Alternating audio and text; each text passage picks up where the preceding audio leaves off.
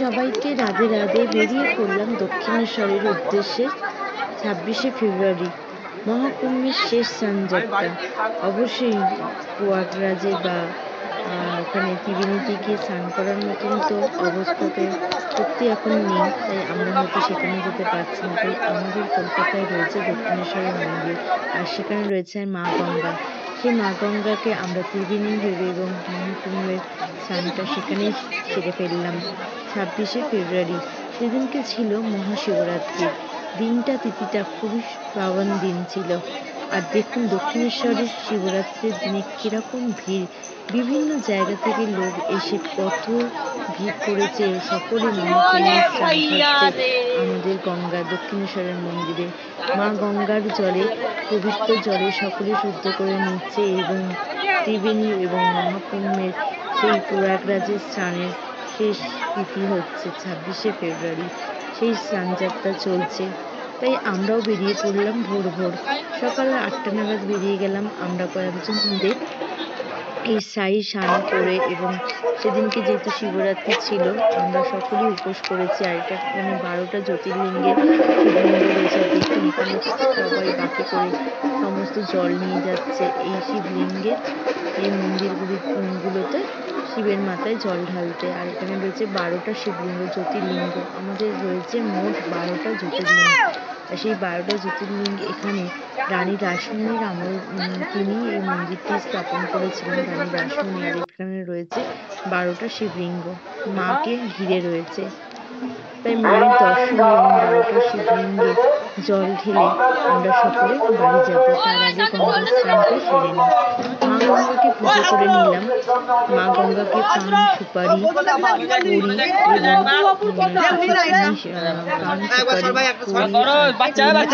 আর একটু সুন্দর জিনিস আর তার সাথে সিঁদুর ও মিষ্টি দিয়ে মা গঙ্গাকে পুজো করে নিলাম।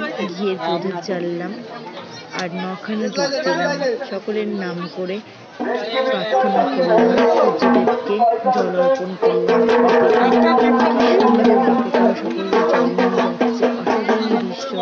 চারিদিকে লোকের কি ভিড়, বিভিন্ন জায়গা থেকে লোক এসেছে। আর মন্দিরগুলোতে দেখুন লাইন কি পড়েছে, কিন্তু অপূর্ব সুন্দর একটা, যেখানে এসে মন পবিত্র হয়ে গেল। দক্ষিণেশ্বর মন্দিরে আগেও এসেছিলাম, কিন্তু এত ভিড় কখনোই দেখিনি।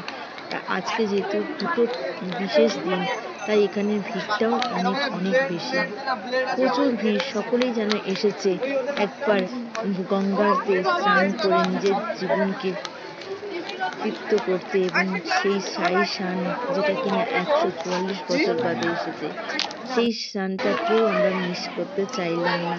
কেন, এটা তো আমাদের জীবনে আর কখনো পাবো না। তাই আমাদের গঙ্গা, মা গঙ্গা যেখানে রয়েছে দক্ষিণেশ্বরের মন্দির, স্বয়ং মা ভবতারিণী যেখানে বিরাজমান রয়েছে, সেখানে আমরা চলে এসেছি। অসাধারণ সুন্দর স্নান সেরে আমরা চললাম জল নিয়ে মায়ের মন্দিরে। এখানে প্রচুর সুন্দর ব্যবস্থা আছে, নাট মন্দির আছে যেখানে কিনা চান করার পর জামা কাপড় রাখা এবং সেখানে জামা কাপড় চেঞ্জ করারও জায়গা রয়েছে। নিজেদের ইচ্ছা মতন সেখানে মানে ইচ্ছা করে নিজেদেরকে ঠিক রেখে সেখানে আমরা ব্যবহার করতে পারি এবং সেখানকার পরিচ্ছন্নতাটাও নিজেদেরকে বজায় রাখতে হবে। অবশ্যই গঙ্গায় স্নান করার সময় খেয়াল রাখতে হবে যাতে কোনোভাবে মা গঙ্গার জল অপবিত্র না হয়, প্লাস্টিক কোনো রকম জিনিস সেখানে না ফেলে। সেখানে আমরা জামা কাপড় চেঞ্জ করছি, সেই জায়গাটাও যাতে আমরা পরিষ্কার রাখি, এখানে সমস্ত জামা কাপড় রেখে স্নানে গেছিলাম। আর এখানে রয়েছে প্রসাদের জায়গা, এখানে ফোন রাখার ব্যবস্থা আছে, জুতো রাখার ব্যবস্থা রয়েছে। তাছাড়াও এখানে যে প্রসাদের দোকানগুলো রয়েছে সেখানেও সকালবেলায় ব্যাগ রাখার ব্যবস্থা রয়েছে সুন্দর। এই যে মায়ের মন্দির, মা ভবতারিণীর মন্দির, দুটো জড়িয়ে গেল দেখে। এবার পড়েছে প্রচুর লাইন। যাই হোক, এখান থেকে প্রসাদ নিয়ে ফোন আর জুতো ব্যাগ সব রেখে আমরা চললাম মায়ের মন্দিরে। আর মায়ের মন্দিরে যেতে গেলে একটু তো কষ্ট করতেই হবে, তাই না? আর তার জন্য আমাদেরকে লাইন দাঁড়াতে হলো। লাইনটা পড়েছিল প্রচুর দূর, মানে সেই ছাড়িয়ে গেছিল। কিন্তু আজকের দিনটা যেহেতু একটা বিশেষ তিথি, মহাশিবরাত্রি, সকলে বাবার মাথায় জল ঢালবে দর্শন করবে, তাই এইটুখানি কষ্ট অবশ্যই করতে হবে। যাই হোক, আমরা লাইনে দাঁড়িয়ে পড়লাম এবং আস্তে আস্তে আমাদের লাইন যে এগোতে থাকলো। মায়ের মন্দিরে তো ক্যামেরা নিয়ে ঢোকা নিষেধ, তাই ক্যামেরা কোথাও নিয়ে যেতে পারলাম না। আপনাদের বাইরে থেকে সমস্ত ঘটনাটা বলে দিলাম।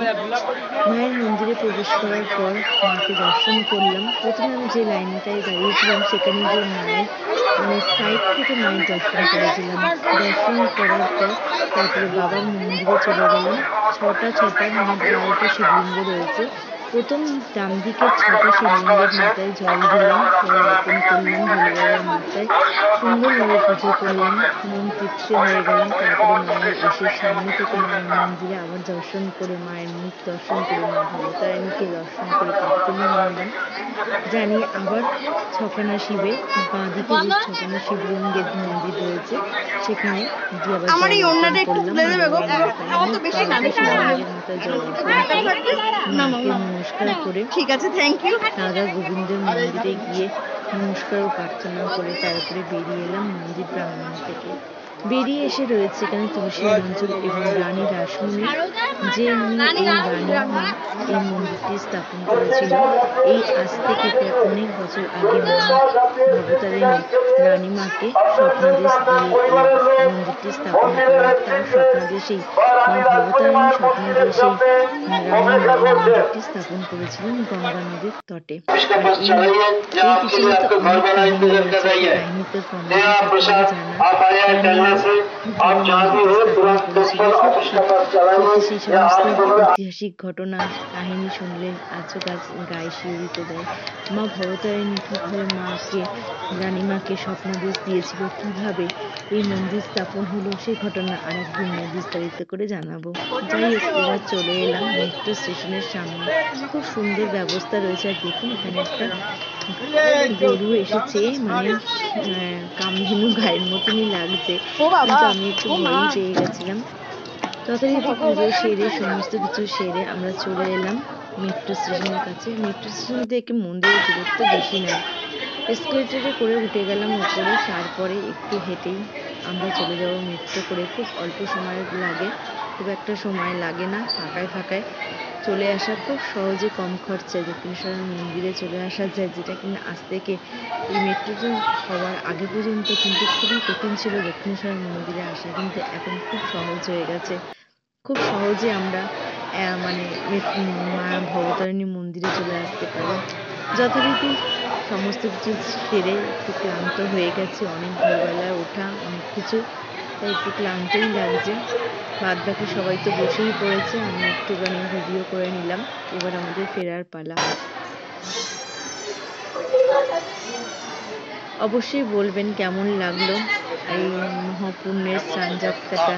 দক্ষিণেশ্বরের মন্দির থেকে আপনাদেরকে দেখালাম, তুলে ধরলাম। আর এই সমস্ত দেখুন, এখানে প্রচুর দোকান রয়েছে। যাই হোক, আজকের মতন